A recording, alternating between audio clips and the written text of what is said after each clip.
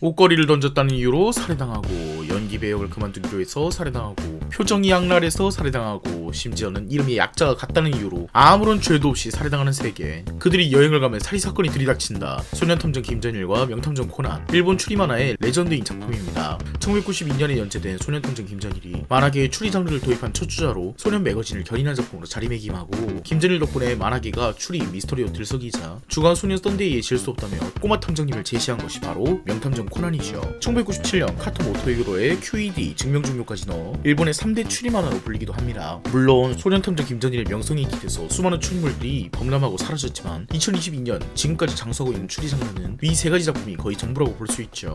소년탐정 김전일은 센세이셔널한 작품이었지만 만화에서 벗어나 추리물 전반으로 장르 전체를 보는 시선으로 봤을 때는 그렇게 특출난 작품은 아닙니다. 오히려 굉장히 전형적인 일본 추리 장르를 매우 잘 녹여낸 작품이라고 봐야 하죠. 소년탐정 김전일이 영향을 받은 것은 바로 본격 추리 소설입니다. 한국에서 본격이란 말이 병만 만화의 수식어로 쓰여서 본격 추리 소설이라고 하면 뭔가 전개가 이상하게 흘러갈 것 같지만, 본격은 말 그대로 본래의 격식을 갖춘 것, 정석적인 것에 가까운 것을 말합니다. 일본에서 탄생한 본격 추리 소설이란 말 그대로 본래의 격식을 갖춘 수리소설, 추리소설의 원류를 지칭하는 표현이에요. 20세기 초 일본 제국 시절에도 일본에서는 탐정이 활약하는 소설, 즉 추리 장르 소설이 인기였는데, 본격이 있다면 본격이 아닌 것이 있겠죠. 우리가 생각하는 추리 소설의 원류, 코난 도일의 셜록 홈즈라든지, 에가사 크리스티의 에르큘 포아로 시리즈라든지, 에드가 앨런 포의 아르센 듀팽이라든지, 여러분들이 흔히 알고 있는 탐정 캐릭터가 나와서 수상한 용의자들 여러 사이에서 고군분투하다가 마지막에 사건의 관계자들을 모두 불러 모아서 사건의 진상은 바로 이러이러했어요! 라고 외치는 그런 작품들 말이에요. 말하고 보니까 그냥 에가사 크리스티네요. 심지어 이런 마지막 연출을 하는 클리셰를 푸아로 피날레라고 부를 정도니까. 아무튼 이런 근본 있는 탐정 소설의 스타일을 20세기 초 일본에서는 본격 추리 소설이라고 불렀고, 그 외의 사도들은 전부 변격 추리 소설이라고 불러야 된다,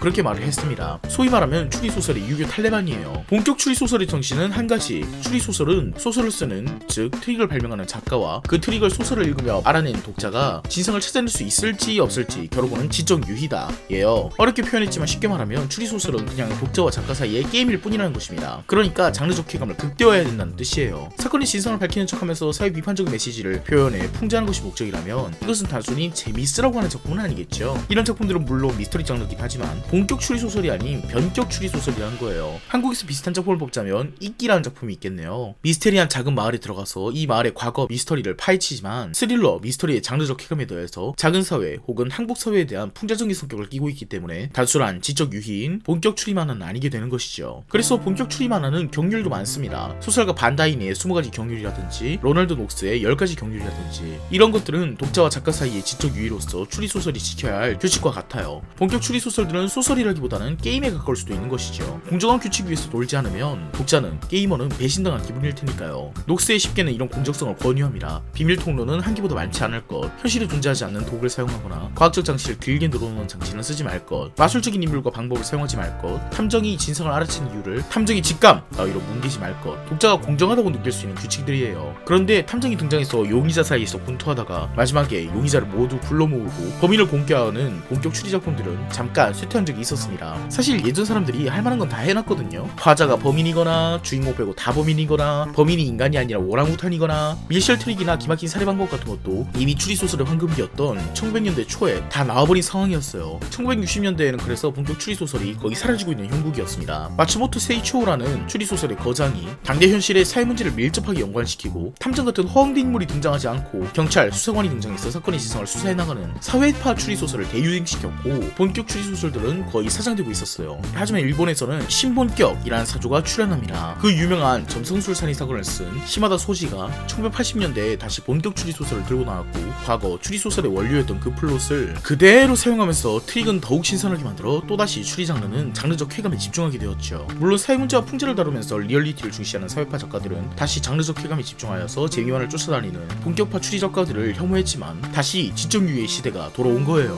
물론 이 신본격도 오래가지 못했죠. 씹덕 여러분들이라면 흔히 하는 빙과라든지 같이 여성분들이 많이들 읽는 히가시노 게이고라든지 제가 좋아하는 아키요시 미카코라든지 원래의 본격 추리 소설들이 더 이상 창의성 넘치는 트릭을 개발할 수 없다는 한계에 부딪혀서 넘어갔듯이 본격파와 사회파는 섞여서 장르 구분이 어영부영되어 있는 상태입니다. 소년탐정 김전일, 원문으로는 킨다이치 소년의 사건부는 이런 신본격의 흐름을 그대로 이어받아 만화예요. 만화라는 플랫폼에서 본격 추리 장르가 열린 거죠. 소년탐정 김전일은 본격 추리 만화답게 탐정인 김전일이 용의자들 사이에 모여있고 사건이 일어나는 장소는 보통 한적한 시골 마을, 그리고 용의자들은 탐정이 알지 못하는 묘한 과거의 사건 등으로 묶여있죠. 이런 클리셰를 보통 호지 미스터리라고 봅니다. 이름인 킨다이치 소년의 사건부답게 이 작품은 김전일이 하루종일 명예를 팔아대는 김전일의 설정상 할아버지 킨다이치 코스케 시리즈에서 차용한 모습이 강합니다. 킨다이치 코스케 시리즈는 본격 추리 소설이었는데요. 전설과 신화의 나라 일본다운 마을에서 전해져 내려오는 으스스한 분위기에 민담, 설화 등을 배경으로 하여 작은 마을 사람들이 서로 원한에 맞춰서 죽이고 토막내고 난장파를 피우면서 이 마을의 비밀을 킨다이치 코스케가 밝혀내는 것이 주요 플롯입니다. 킨다이치 코스케 시리즈의 작가인 요코미조 세이시에게 허락도 안 받고 마음대로 할아버지로 모신 김전일은 이 킨다이치 코스케 시리즈의 영향을 짙게 받았죠. 가장 첫 에피소드인 오페라 극장 살인 사건부터 주인공이 다니는 고등학교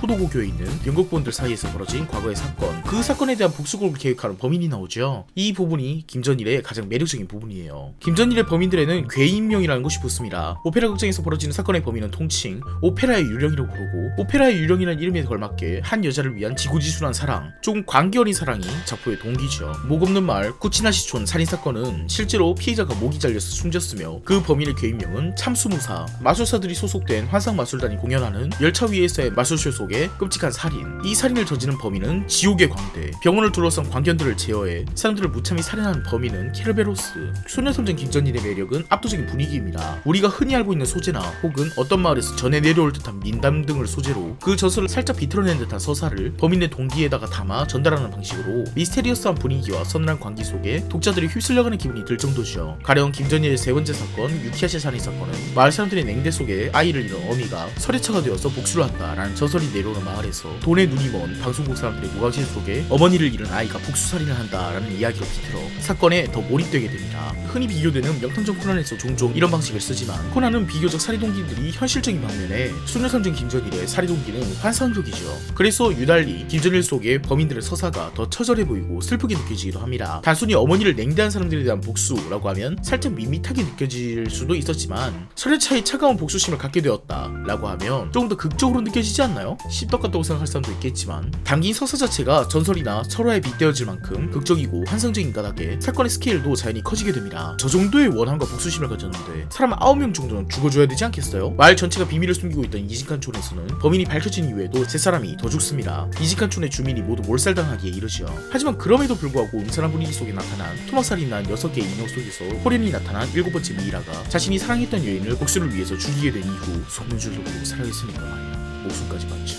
이런 변변찮은 잔혹한 복수기가 눈물을 흘리는 모습을 보고 진심으로 사랑한 여자까지 복수에 이용해야 했던 그 생간을 씹는 광기 어린 마음은 어떨지 분위기에 압도되는 경험을 하게 되죠. 그래서 점성준 살인사건에서 파쿠리에 해온 인형 6개를 7개로 만드는 트릭 외에도 이진칸촌 살인사건은 김전일 특유의 처절하고 극적이고 환상적인 분위기가 그대로 폭발하는 수작으로 여겨집니다. 여기에 더해서 김전일의 재미 포인트가 하나 더 있는데요. 사건이 해결된 이후 늘 말하는 수수께끼는 모두 풀렸어가 나름의 세일즈 포인트였답니다. QED 증명 종료도 이걸 뺏겼을 정도로요. 명탐정 코난은 소년탐정 김전일이 전설을 써내려갈 때 그 영향을 받고 시작된 작품입니다. 그 덕분에 김전일과 같은 신본격의 구조를 취하고 있지만 시스템 부분에서 차별성을 두었죠. 김전일에서는 없는 독특한 매력 포인트를 말입니다. 첫째로 김전일에게는 숨겨진 비밀이 없어요. 김전일은 할아버지가 긴다이치 코스케라고 하는 나름의 혈통인자가 존재하긴 하지만 김전일이 사건 전체를 관통하는 미스테리를 쫓아다니는 경우는 거의 없죠. 왜냐하면 김전일의 가족도 평화롭고 주변에 딱히 수상한 인물도 없으니까. 그래서 김전일은 사건 하나하나가 인상 깊지 시리즈 전체를 보았을 때 인상 깊은 작품은 아니에요. 시리즈를 관통하는 서사가 없기 때문이죠. 반면 명탐정 코난은 시작부터 거대 떡밥이 뿌려집니다. 코난은 이런저런 사건에 엮이긴 하지만 메인 스토리는 어디까지나 사람을 어려지게 만드는 약을 개발하고 뭔가 수상쩍은 짓을 저지르면서 자신을 꼬맹이로 만든 검은 조직을 찾아내는 것이에요. 그래야 코난이 다시 남돌로 돌아오죠.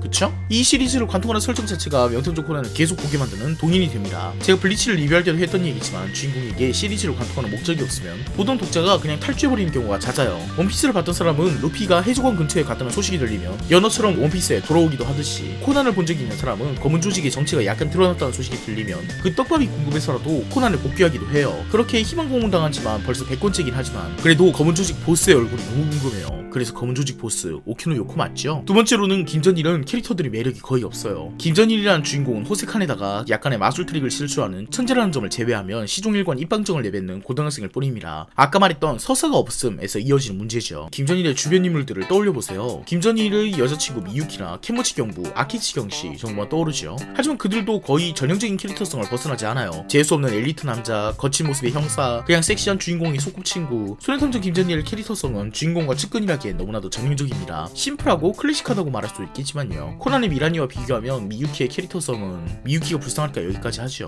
반면 남도일은 고등학생 명탐정이었다가 어린이로 돌아와서 숨겨야 하는 비밀이 있을 뿐더러 그 주변에도 개성 넘치는 인물들이 즐비합니다. 코난의 주변인, 유명한 탐정의 주변인, 미라니의 친구, 세계관의 형사들, 검은 조직의 인물들 등등 메인 서사가 확립되어 있기 때문에 캐릭터들이 많이 나오는 것도 자연스러워지고 김전일 하나에만 올인되어 있던 캐릭터성을 자연스레 코난은 여러 캐릭터들에게 분배합니다. 좋은 스토리는 의외로 빨리 잊혀지지만 좋은 인물, 캐릭터성은 잘만 만들면 수천 년도 가니까요. 그래서 김전일에 비해서 코난이 후발주자이지만 코난은 훨씬 더 큰 상업적 성공을 거둔 것이기도 해요. 세 번째로 김전일의 한계가 뚜렷합니다. 김전일의 능력은 천재적인 두뇌 외에는 없기 때문에 범인이 도망가면 잡을 수가 없고 경찰력이 동원되지 않으면 할 수 있는 게 없어요. 의외로 정직하고 도덕적이기까지 하기 때문에 김전일은 행동 범위가 꽤나 제한되어 있습니다. 반면 명탐정 코난은 어떻죠? 코난은 탐정물의 주인공이라기보다는 거의 슈퍼히어로에 가깝습니다. 아가사 박사님의 발명품 무슨 데우스 엑스 마키나처럼 뭐든지 가능하고 목소리 변조에 바로 잠이 드는 마취 침에 사람 두들겨 패면 바로 살인도구로 쓸 수 있는 강력 강화 신발은 덤으로줘요. 소녀탐정 김전일보다 훨씬 트리키하죠. 반면 명탐정 코난은 소녀탐정 김전일의 괴기스러운 분위기에 민담이 떠도는 으스스한 마을에서 벌어지는 서로 같은 살인, 미스테리어스한 분위기로 압도하는 매력을 포기했어요. 대신 비교적 주변에 있을 법한 리얼한 살인들을 중심으로 두었죠. 김전일은 문과 감성으로 말도 안 되는 이야기를 쓴다며 코난은 이과 감성으로 말도 안 되는 이야기를 씁니다. 김전일을 좋아하는 사람들은 코난에서 나오는 트릭을 보면 대체 저게 과학인가 마법인가 알 수 없다고 혀를 차요. 멋진 탐정 라비리스 수준은 아니긴 하지만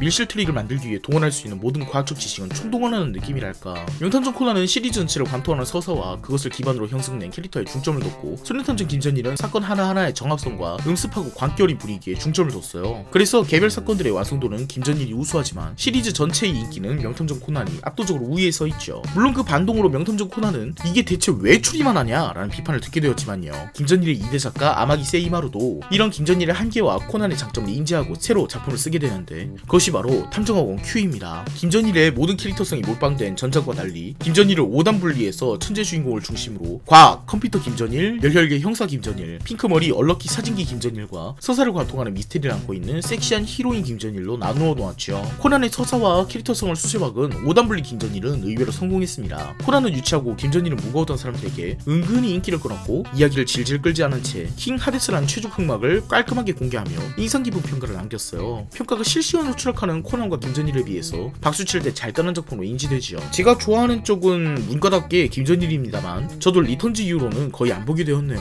카나리 여자 부르고 있던 시절에 음울하고 광기 어린 분위기가 거의 사라지고 김전일도 약간 코난화된 감이 없지 않아서 추리는 당분간은 소설로만 즐기려고 합니다. 오늘 리뷰는 여기까지입니다. 끝까지 봐주셔서 감사합니다.